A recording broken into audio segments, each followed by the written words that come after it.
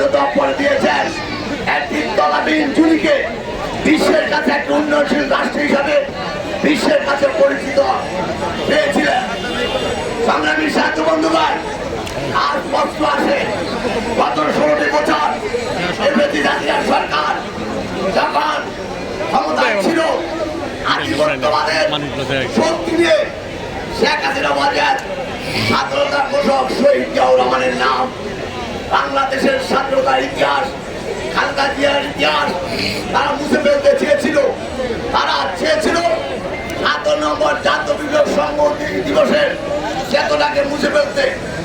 আজকে 16 বছর যে শিশু 16 বছর পূর্বে যে শিশুর জন্ম হয়েছিল সে শিশুটি জানে না ৭ নম্বর কি, জাতীয় বিপ্লব সংহতি দিবস কি, স্বাধীনতার ঘোষককে, আপসীর নেত্রীকে, বাংলাদেশে গণতন্ত্র পুনঃপ্রতিষ্ঠা করার জন্য তিনি ৮,০০০ মাইল দূরে চিকিৎসা অবস্থায় বৈষম্য ছাত্র বিরোধী আন্দোলনকে শক্তিশালী করে হাসিনা সরকারকে পদ থেকে বাধ্য করে পতন ঘটিয়েছেন।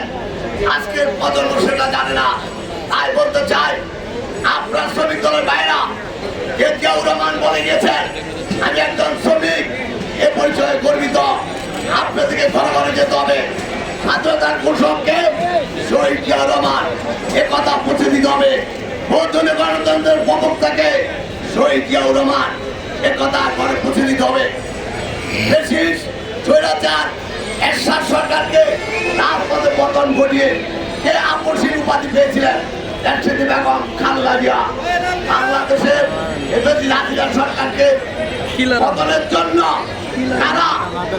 কার নেতৃত্বে বাংলাদেশে উনি প্রধান ভূমিকা রেখেছে, সেটা হলো আমাদের বিএনপি ভারপ্রাপ্ত চেয়ারম্যান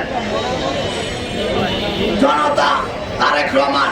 আজকে যদি আমরা স্বাধীনতা ঘোষক শহীদ জিয়াউর নাম ঘরের পথে না দিতে পারি, আপসীর নেত্রী বেগম খালেদা জিয়ার নাম ঘরের পথে না দিতে পারি, বিএনপির কর্ণধার তারেক রহমানের নাম ঘরের পথে না দিতে পারি, তাহলে আধিপত্যবাদ আবার বাংলাদেশে চেপে উঠবে। তাই বলতে চাই, 1924 সালের 5 আগস্ট ছাত্র বৈষম্য বিরোধী আন্দোলনে যাতে রক্তের বিনিময় গণতন্ত্র প্রতিষ্ঠা পেয়েছে, তাদের মাফাত কামড়ে করে বলতে চাই, আপনারা কেউ ঘরে বসে থাকবেন না। আপনারা সবাই প্রস্তুত থাকুন, রাজপথে থাকতে হবে।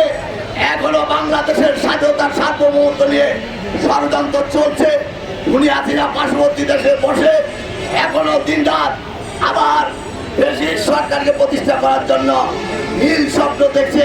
তাই আমাদেরকে তারেক রহমানের আহ্বানে রাজপথে থাকতে হবে। আমাদেরকে গণতন্ত্রকে পুনঃপ্রতিষ্ঠা করার জন্য আবারও তারেক রহমানের নেতৃত্বে আমাদেরকে আন্দোলন সংগ্রাম করতে হবে। তাই আমি বলতে চাই, আপনারা সবাই সজাগ থাকবেন। ওই খুনি ব্রিটিশ আওয়ামী লীগ, ওই খুনি যুবলীগ, খুনি ছাত্রলীগ, শ্রমিক লীগ, স্বেচ্ছাসেবক লীগ, তারা এখনো নারায়ণগঞ্জের আনাচে কানাচে বসবাস করছে। তারা তাদের ব্রিটিশ খুনি হাসিনার নির্দেশের অপেক্ষা রয়েছে।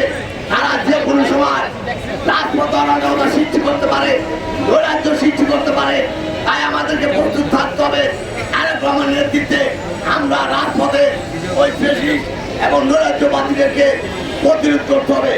আর একটি কথা বলতে চাই, যে কথাটা ফ্যাসিস্ট খুনি হাসিনা সরকারের বিগত আওয়ামী লীগ সরকার আমলে যারা নামদারি বিএনপি ছিলেন, যারা আঘাত করেছেন, যারা দালালি করেছেন, যারা ওই আওয়ামী সরকারের কাছ থেকে সুবিধা নিয়েছেন, তাদেরকে আপনারা চিহ্নিত করবেন, তাদের ডাকে সাড়া দিবেন না।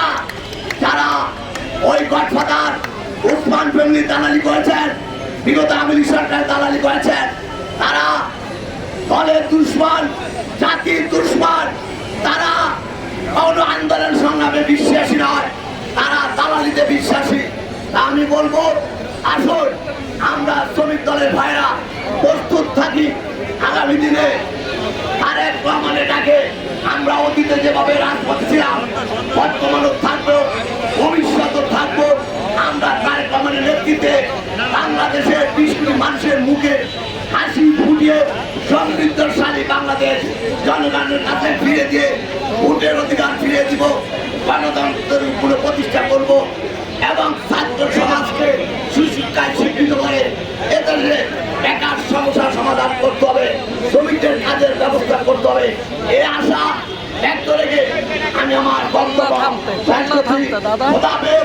বাংলাদেশ জিন্দাবাদ, শহীদ মরক বেগম খালেদা জিন্দাবাদ, আমাদের রাজ্য ভবন তারেক রহমান জিন্দাবাদ, বাংলাদেশ জাতীয় শ্রমিক দল নাঙ্গল মনোনয়ন শাখা জিন্দাবাদ, বিএনপি নাঙ্গল মনোনয়ন শাখা জিন্দাবাদ।